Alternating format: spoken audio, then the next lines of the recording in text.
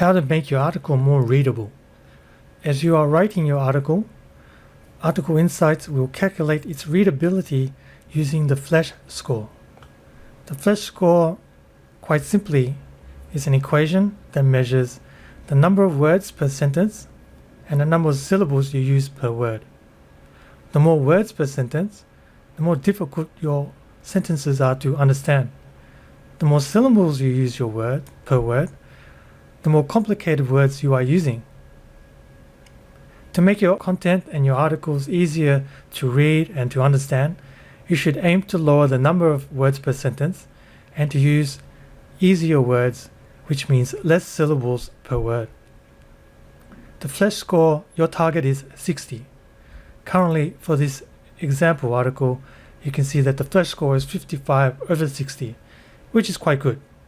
If I want to improve this score, what I want to do is go through each sentence, remove words, break long sentences into shorter sentences. Where possible, if I'm using words that are multisyllabic, I want to choose a word that means the same thing but comprises of less syllables.